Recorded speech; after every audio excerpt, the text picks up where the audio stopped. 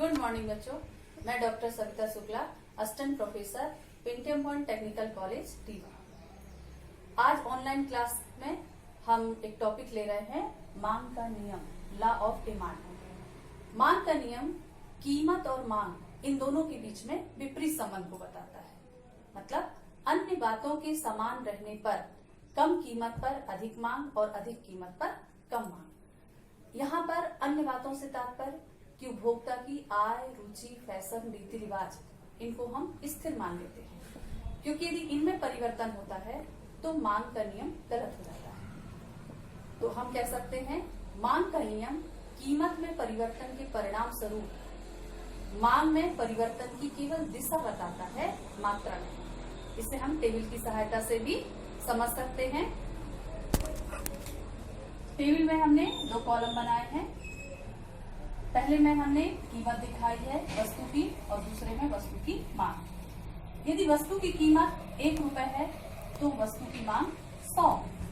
यदि कीमत में बढ़ जाती है वृद्धि होने से, यदि 1 से बढ़ के 2 हो जाती है तो मांग में 100 से कमी होकर 75 हो जाती है। इसी तरह से यदि कीमत 1 रुपए से बढ़ के 6 रुपए हो जाती है तो वस्तु की मांग में 100 से कमी होकर 30 हो जाती है। मतलब जैसे जैसे कीमत में वृद्धि होती जाती है वैसे वस्तु की मांग में कमी होती जाती है। इसको हम चित्र की सहायता से स्पष्ट कर सकते हैं। एक्स अक्ष पर हमने एक्स वस्तु की मांग बताई है, वाई अक्ष पर हमने कीमत बताई है। डी हमारा डिमांड कर्व है। यदि वस्तु की कीमत ओपी है तो वस्तु की मांग सिर्फ ओएन है। यदि कीमत कम होती है, कम होकर ओपी से ओपी 1 हो जाती है तो वस्तु की मांग ON से बढ़ के ON 1 हो जाती है। इसी तरह से यदि वस्तु की कीमत और गिरती है, गिर के OP से OP 2 हो जाती है तो वस्तु की मांग ON से बढ़ के ON 2 हो जाती है। मतलब जैसे जैसे कीमत में कमी होती जाती है वैसे वैसे वस्तु की मांग में वृद्धि होती है। तो हमारा मांग वक्र बाएं से दाएं नीचे की ओर झुका हुआ है। अब प्रश्न उठता है कि मांग वक्र बाएं से दाएं नीचे की ओर झुकता हुआ क्यों होता है, या मांग वक्र का जो ढाल है वो ऋणात्मक क्यों होता है। तो इसके कुछ कारण हैं, जैसे सीमांत उपयोगिता ह्रास नियम। सीमांत उपयोगिता ह्रास नियम मांग का जो नियम है वो सीमांत उपयोगिता ह्रास नियम पर ही आधारित है। कोई भी उपभोक्ता किसी वस्तु की मांग उसमें निहित उपयोगिता के कारण ही करता है और कोई भी उपभोक्ता सीमांत उपयोगिता से ज्यादा कीमत देने को तैयार नहीं होता है। तो जैसे जैसे वो किसी वस्तु की अतिरिक्त इकाइयों को खरीदता जाता है, क्रय करता जाता है, उससे मिलने वाली उपयोगिता कम होती जाती है। तो निश्चित है कि कीमत कम होने पर ही उस वस्तु की अधिक इकाइयां वो क्रय करेगा। दूसरा है प्रतिस्थापन प्रभाव। प्रतिस्थापन प्रभाव से तात्पर्य होता है कि किसी आवश्यकता की पूर्ति जब 2 या 2 से अधिक वस्तुओं से की जाए तो उसे हम प्रतिस्थापन प्रभाव कहते हैं। यदि जैसे मान लीजिए कोई उपभोक्ता है किसी वस्तु को, जैसे मान लीजिए उपभोक्ता उदाहरण लेते हैं कि ईंधन की आवश्यकता की पूर्ति वो कोयला और बिजली से करता है। अब कोयला की कीमत में कमी हो जाए और बिजली की कीमत जो कि त्यों बनी रहे तो वो क्या करेगा कि कोयले की मांग को बढ़ा देगा। तो कीमत कम होने से कोयला की उसकी मांग में वृद्धि हो गई। दूसरा आय प्रभाव। आय प्रभाव कहलाता है कि यदि वस्तु की कीमत में कमी होती है तो उपभोक्ता की वास्तविक आय में वृद्धि हो जाती है। जैसे मान लीजिए किसी वस्तु की कीमत 40 रुपए है और घट के 20 रुपए हो जाए तो उपभोक्ता उस 20 रुपए की जो अतिरिक्त आय है उसके द्वारा वो उस वस्तु की और अधिक मात्रा में क्रय कर सकेगा। मतलब वस्तु की कीमत गिरने से जो उसकी आय बढ़ी उससे वह उस वस्तु की और अधिक मात्रा को खरीद सकता है। कीमत गिरने पर उसकी मांग बढ़ गई। फिर उपभोक्ताओं की संख्या। उपभोक्ताओं की संख्या कीमत में परिवर्तन के फलस्वरूप यदि उपभोक्ताओं की संख्या में कमी या वृद्धि मांग में वृद्धि या कमी कर देता है। बस विभिन्न प्रयोग, मतलब एक उपभोक्ता यदि वस्तुओं की जो या कुछ वस्तुएं ऐसी होती हैं जो अनेक कामों में उपयोग में आती हैं, तो यदि मान लीजिए जैसे मान लेते हैं उदाहरण लेते हैं हम बिजली के द्वारा हम एक नहीं बहुत सारे उपयोग में लाते हैं या बहुत सारे उसके द्वारा काम किए जाते हैं। तो यदि मान लीजिए बिजली की दर बढ़ जाती है, बिजली की कीमत में वृद्धि हो जाती है तो हम अब बिजली का जो अनावश्यक उपयोग होगा या कम महत्व के कार्य होंगे उनको हम बंद कर देंगे और उसके द्वारा जो जरूरी काम होंगे केवल वही काम करेंगे। मतलब बिजली की कीमत बढ़ने से उसकी मांग में कमी आ गई।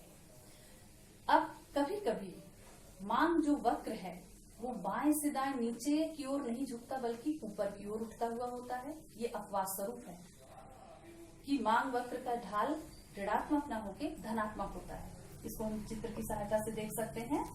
जैसे इसमें हमने एक्स अक्ष पर वस्तु की मांग बताई है और वाई अक्ष पर वस्तु की कीमत। हम देखते हैं यदि वस्तु की कीमत ओपी है तो वस्तु की मांग ओएन है।